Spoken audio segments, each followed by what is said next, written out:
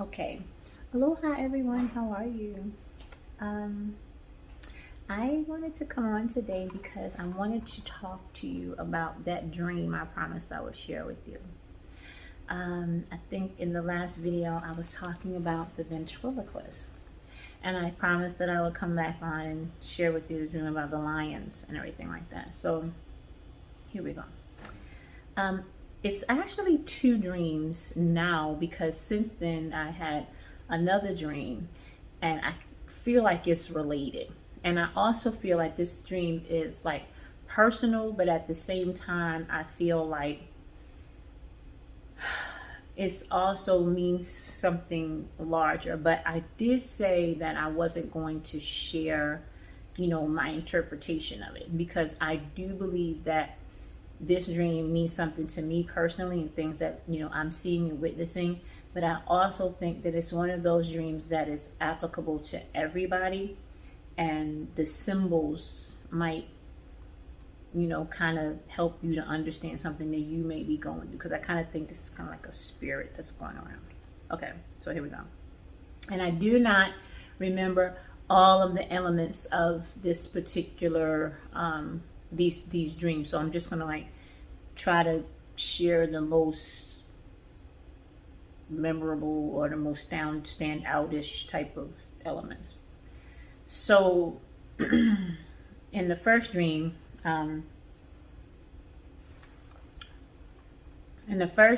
it was and for those of you that write me and tell me I'm bougie and all kind of stuff like that, this is one of my favorite cups. I just like it. I like how it feels to hold it and everything like that. And holding a big cup, it's just my thing. It's just my thing. So, don't let it be a big deal or prevent you from receiving. Okay, it's just me, and I am bougie. So okay, so I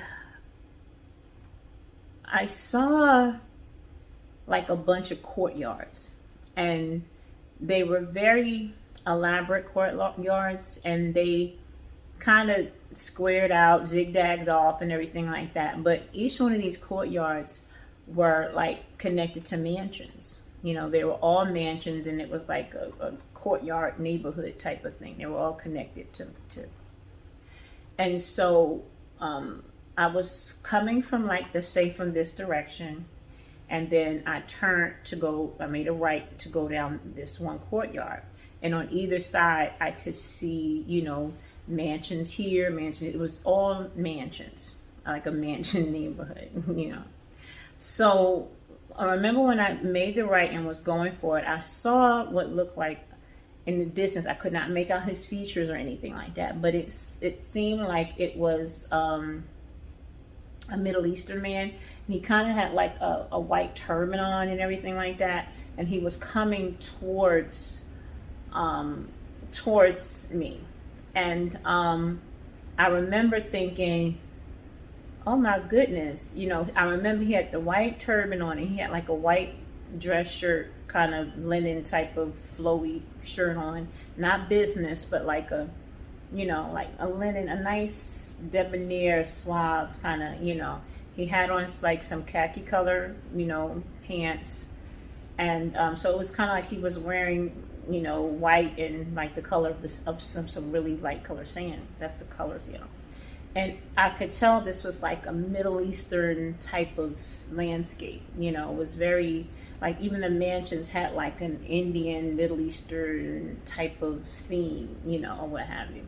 So as he's coming towards me, I noticed that he's got like 3 lions with him, and they're like coming, and they're not leashed or anything like that. They're just like walking real regal and majestic, and they're just, how lions walk, like, and you see them like doing like this. And I was like, this guy has lions, and he's coming about direction. So it's like I began to like feel like, oh my goodness, like they're coming, like, and the lions didn't see me, so they like picking up their stride, like, and I know, in the natural, lions are very territorial, right? So I'm like, what are they about to do? I didn't feel like fear, but I felt reverence and respect. Like, wherever they go, let me just move to the side, let them go where they gonna go and do what they gonna do. This day world, I just live in it. That was like kind of the, feeling. And I remember as they were getting closer, I remember looking to see like there's like nowhere for me to veer off, and then there was like I saw this opening to like one of the mansion courtyards, and I'm going down one of the courtyards, but it's like veered off, like you can like angle off to different other courtyards. So I angled off into a courtyard to get away, and immediately I was inside of one of the rooms in the mansion. It wasn't like I had to walk through the front yard or walk through anything. Like it was like immediately I was in. So I'm inside, and I begin to like take my feet and press against the door. I come in and there's a door, and I push my foot against the door, but it wasn't the type of door that had like a lock, but had that click sound and that it was shut. And it was like you could still like push it back open, what have you. So I put my feet against it, and all of a sudden the lions pushed me in, like the weight of my push was nothing. The lion just pushed in, and the lion just comes in. And then it seemed like there was, I remember I went like this, and I saw like what looked like French doors or something like that over here. And a female lion, the lioness, came in, and she just like was checking everything out. And then there was the third lion that had came in, but I don't quite remember how he got in. But I remember they were like checking the room out, and I remember like sliding myself up against the wall and just standing there, just like kind of like freezing, like, okay, what's going on? But I don't remember fearing fear. I remember bracing myself, like these are what's going on. And then the lions, they kind of looked around, and then one of them, the one with the largest mane, came over, and he took my hand and like nudged my hand, like he was going like this, like nudging me, petting me, and I ran my finger. I kind of let him do it, but it's like he took my hand and was like going like that with his head. So like I was just free, just letting my hand freely move, and it was petting him. And then like the dream switched, like they didn't harm me, and I was like prepared for it, but they didn't harm me. So then the dream switched, and it was like nighttime, and it was some type of pickup truck, and I saw the Middle Eastern man again. And he got into, it was like he was calling the lions to come, and they were very obedient. I remember like feeling, I remember feeling, wow, these lions are very obedient. Like they were, they were obedient, they were attentive, and they were very watchful. And, I was just like, it was almost like I was watching, like, what are you, like, what are you about to do? Like, I remember feeling that. And then I remember the Middle Eastern guy got into this truck type of, it looked like something that you would see if you was on a safari, and how it's kind of like open, so you can like like those safari tour type of things, but it kind of wasn't. It kind of had like a flatbed truck aspect to it or whatever. But anyway, the Middle Eastern man got into the driver's seat, and then on the passenger side, it's like he commanded the lions to come. And so I began to see the lioness, the other one lion, and then the other lion. So it was two male lions and a lioness. And it seemed like the lioness and one of the males, they climbed like in the back or whatever, but then it was the biggest one, and he came and he sat in the front seat. Like he climbed up and sat down, and then he like, so he like turned to me like this, and he just like looked at me, and I looked at him, and it was like, and then he looked at the front of the windshield, like, and then he looked at me again, and then he looked at the front of the windshield. And it kind of made you, it's like kind of somebody go like that, it kind of makes you like, what do you see? It was kind of like he was doing it in a way like, look ahead, look forward. You know what I mean? Like, so it was like the lion was very obedient to the Middle Eastern man. And for whatever reason, I just felt like this was Jesus, and these were Jesus's lions. For some reason, I felt like I was a lion too. I know that sounds weird, but I felt like I was a lion, and I was like a part of the pride, and it was like all together, it was 5 of us. It was like, I just felt like, I don't know why, but it was like, I don't know, it just felt like I was the lion too, even though I wasn't. I was kind of like trying to figure out what was going on. So there was other things that happened in that dream, but that's what I remember most about that. So then the thing about this dream is it wasn't a night dream. I had woke up about 6:30 or somewhere about 6:30, 7 a.m. in the morning, Central Standard Time. And then I remember the following morning at the exact same time I fell asleep again and woke up like around 9:30ish. It was like the freaky thing about this is that I had the dreams at the exact same time.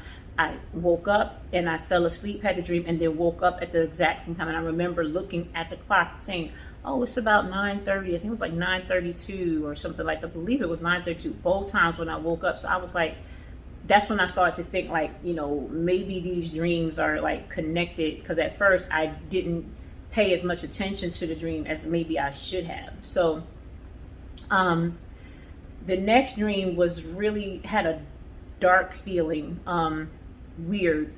When I say like dark, I mean like it was just weird, So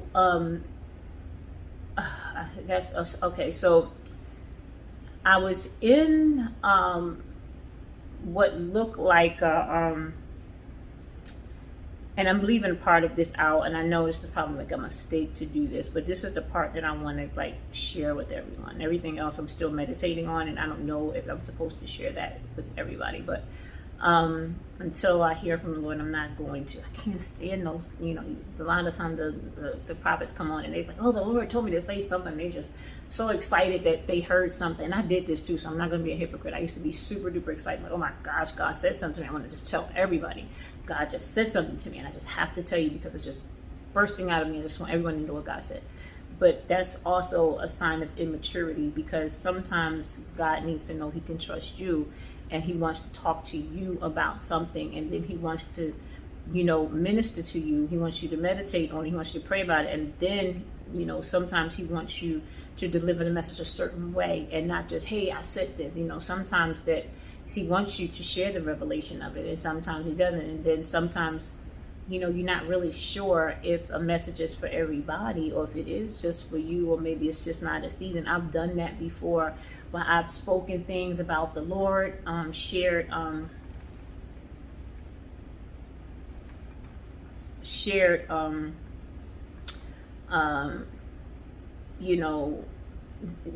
anointings and giftings before time, and people weren't ready to receive that at that time. It's like, when you're like the, what do you call it, the forerunner, you kind of get, super duper excited, and you get like fresh things that sometimes the world or people, they haven't,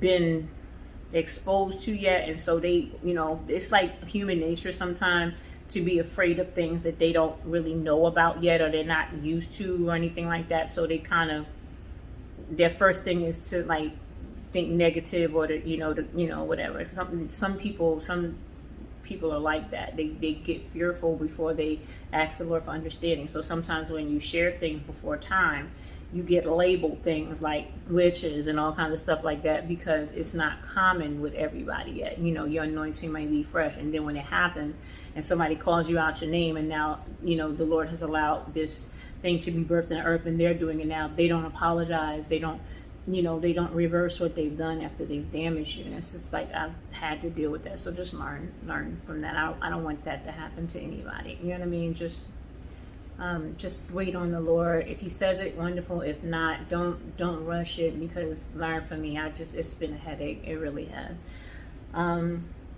So the part of the dream that I want to share that makes me, parallel the other dream from yesterday or the day before yesterday, was in this particular dream, the landscape was different. It was like a mountainside, but they had carved like living quarters out of the side of the mountains, and then they had like it tiered, and it was like they landscaped each tier. It was like a rocky landscape, like, but they made it like really nice. So it was like little sections where you could sit, and they just used the rocky landscape to landscape, to make the openings or the front of the living, place, nice and walkable, and something, and so the rock, it was kind of like a reddish gray rock environment, and it was like I said, it was mountainous. It was a tiered mountain, and whatever.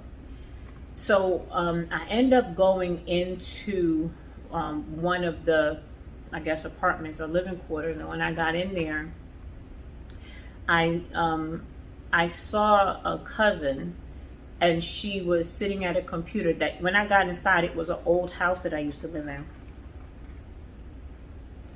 And oh, I have shorts on, so if anybody's saying anything, it's just because I'm sitting down. It looks like it's right now, but I have shorts on. I don't want to think anything weird. The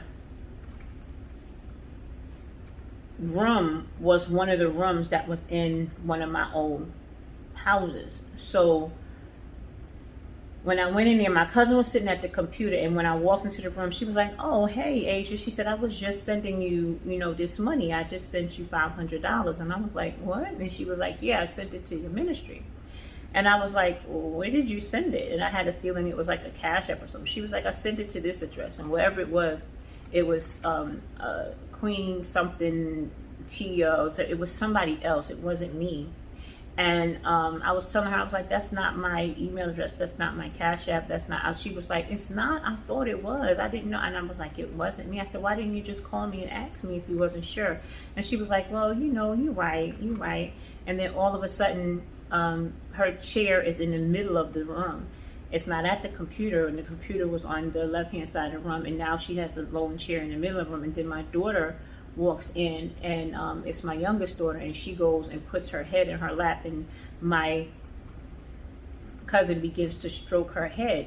And then I look off a little bit beyond that, and my another feeling was my ex-husband. He was sitting there, and by the window, and he was sitting on the floor like he was mourning. And he began to like advertise himself to me, and I don't have like dreams of this person, I don't have like I don't think like ever, and so it was kind of weird. I remember thinking, and I think I might have said it in the dream, like, "What are you doing here? Like, why are you in my dream?" I was conscious of it, like, "Why are you in my dream? Like, what are you doing here?" And he began to advertise himself to me. He was like, I have like this job, and and then he kind of advertised like parts of his body to me and things like that. And I was like, "What?" It was kind of throwing me off, because then I'm looking, and I'm like, my daughter's getting stroked on her hair by my cousin, and then he's sitting on the other side of the chair on the floor like he's mourning something. I don't know what that was about. And I was like totally confused by this. But then he says, "Well, can you come and walk with me?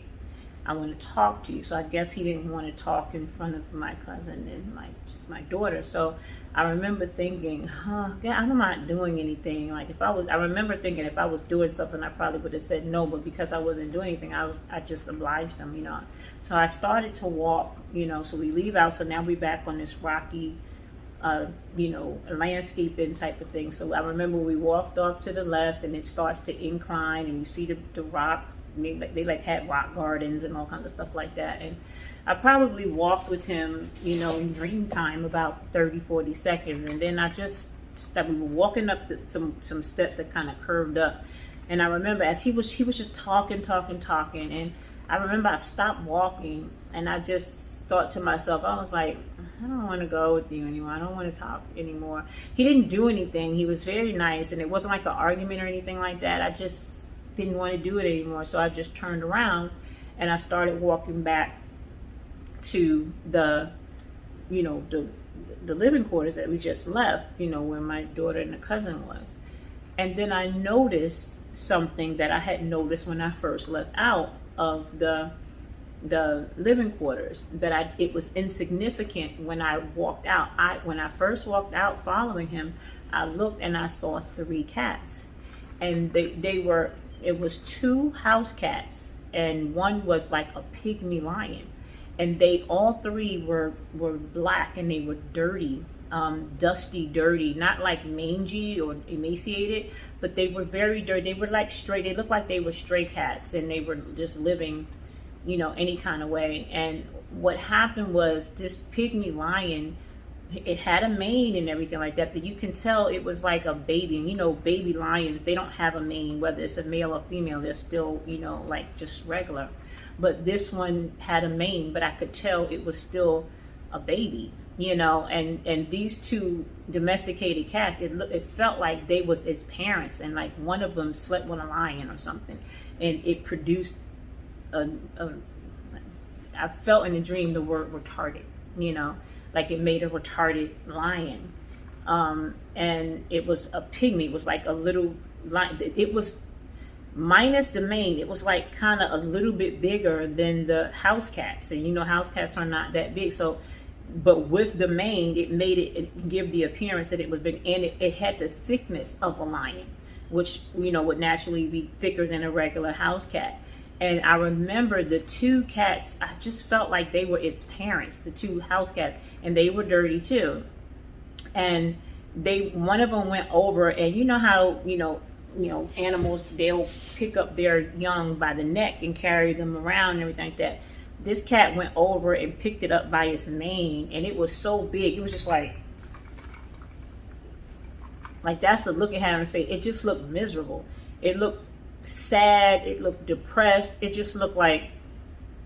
And then the 2 cats that I felt like it was his parents, they looked like they was miserable taking care of it. Like get him, like pick him up. Like he didn't want to do anything. He didn't want to.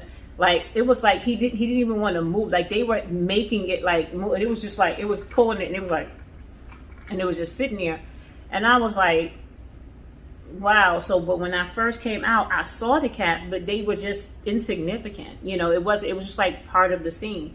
But when I left, my ex that was walking up, I just turned around and just started walking back.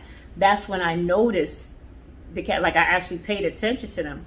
And I didn't think too much about the cats beyond that. And then, like, I remember when I woke up, I remember thinking, wow, I wonder if this is saying something in relation to the other dream, because I just had a dream yesterday at the exact same time, and it was about 3 majestic lions.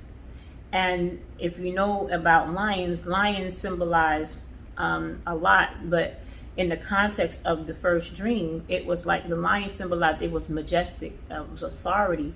It made me think of the scriptures, in my father's house, there are many mansions. There were many mansions and many courtyards and everything like that.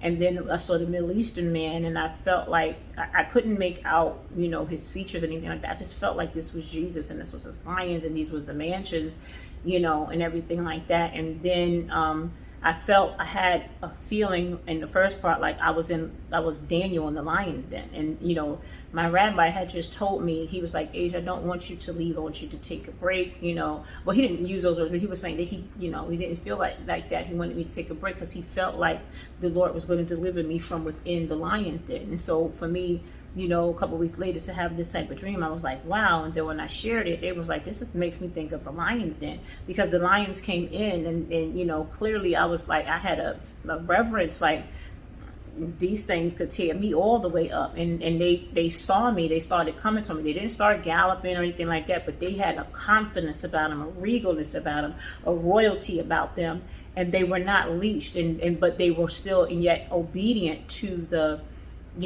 man that seemed to be, over them and everything like that. And when they came in, they would, the lioness was checking everything out. The other lion, I can't really know what he was doing, but I know he was roaming around, like checking everything. But then the big lion with the mane came over, and he was like he took my hand, like pet me. Don't you see I'm here? And I was like, and I let him do it. I was like, okay, I didn't want to move. And then, I just like, oh my God, it's just, tries to take my hand off or something like that. And it was like I was conscious of the reality that something like that could happen, but I wasn't fearful or concerned that it was happening. I almost had like a knowing that nothing was going to happen, but I still needed to be respectful and understand that it could, if the wind blew in the other direction, things could go very left. So, but then to see these other cats, and they really didn't have anything to, like the cats in the first dream, they had like a lot to do with me, but the cats in the second dream, it was like they was just there, and I saw. And when I remember the first Majestic cat, like once he got inside of the truck with the Middle Eastern man, he looked at me and he went like this. It was very regal, very and then this cat in the dream today, these alley cats, or these dirty cats, they were black and they were dirty, and I remember it just looked miserable. It looked miserable, like I don't want to, like it looked like it didn't even care if it, and it looked like the parents didn't even, like they were miserable. So like they were just miserable and they were dirty, and I remember thinking this is like the total opposite of the cats that I was with. And it was like, these cats are like, and I remember feeling like this place in this mountainous area, I felt like this was a desolate place. I remember thinking that even when I woke up, and I was like, this is a desolate place. I remember saying that. And then in the first dream, I remember thinking, is this Israel? I remember thinking, I was like, is this like where Jesus is? And it was like, and I remember it was like I turned in, and then all of a sudden I was inside the mansion. It was like I had access. It wasn't like any hindrances and everything like that. And I remember in the second dream, I was like, I don't want to be here. I went, and it was like, because I didn't have anything else to do, I went and I followed him. But then it was like, as we were walking, and he kept, like, he didn't even realize that I had stopped walking with him. Like, he just knew. And the things he was advertising to me, he was like, well, I do this now. I can do this for you now. And I mean, I remember him saying like you're so beautiful. And like he was saying stuff like that. And I was like, this dude don't like me. And I don't like in the dream, I was thinking that. And I was like, what is going on? I was like, and I didn't feel like he was luring me anywhere either. I felt like he was genuinely just trying to talk to me in away from everybody so he can, give his heart. But it was like, again, he didn't do anything mean or nasty. He was very nice. I just didn't want to do that. I didn't want to go with him. I didn't want to, I don't even know what he was talking about. I think I stopped listening maybe as we got outside. Yeah,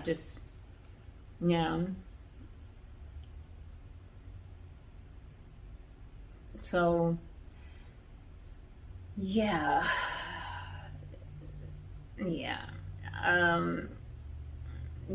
So I think that dream is talking about two different types of people. I'm not going to, at least not right now. I'm going to give this to you for a minute.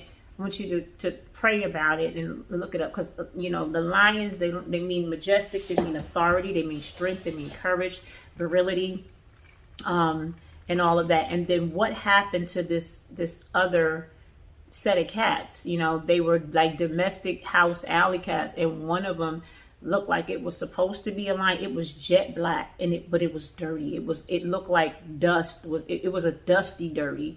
It wasn't like mud and mange or like he was sucked dry or anything. Like, it didn't look like that. It just looked like he didn't have a bath. He was dirty. He was dusty. All three of them were that way. But it was like, how did these two domesticated cats get this lion? And I remember I just knew in the dream that the female house cat slept with a lion and produced, and it wasn't supposed to do that, and produced that, and that lion was miserable. They were not, it was like, it was too big for them to take care of. And it was it just didn't work, you know, and it was miserable. They were miserable taking care of it. It was miserable itself.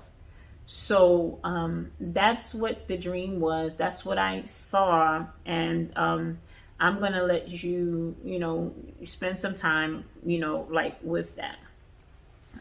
Another dream that I had, I'm going to share another dream, but I want to give you a little bit of something because I have this one I have to go and pray about. I didn't pray about this one, but there's an element of it that was weird. I just got through doing the TV show about Lashon Hara, which is when you speak evil and then when you receive evil into your ears and then you go and carry it, gossip, tale bearing, you know, all of that stuff that God doesn't like.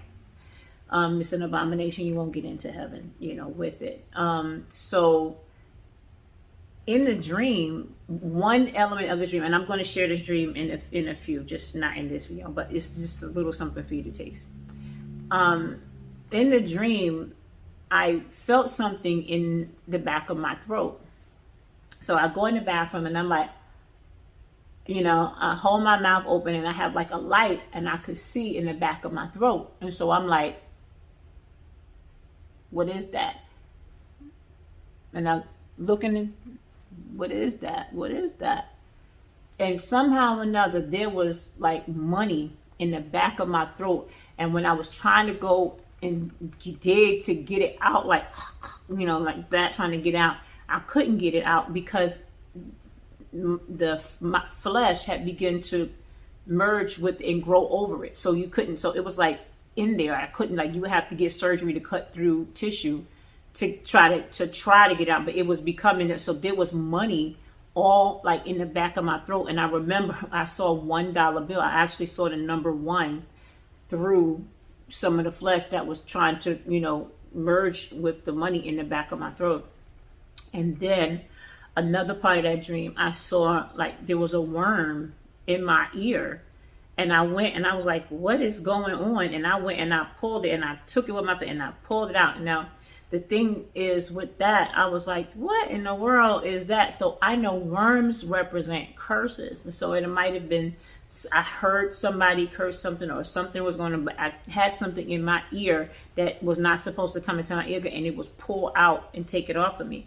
And then I was thinking, is something that I'm going to say going to produce money or something or whatever? But the money was, it was in, you could not take it out.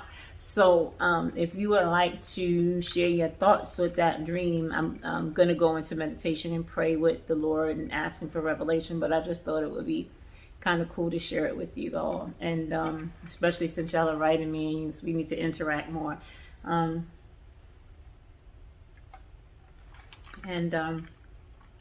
Yeah, so I guess I'll be on in a little bit. If y'all want me to do a live, let me know.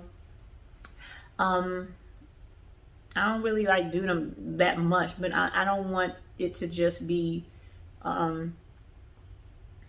you know, like prophecy, you know, let's come on and talk and get to know each other and everything like that. How about that?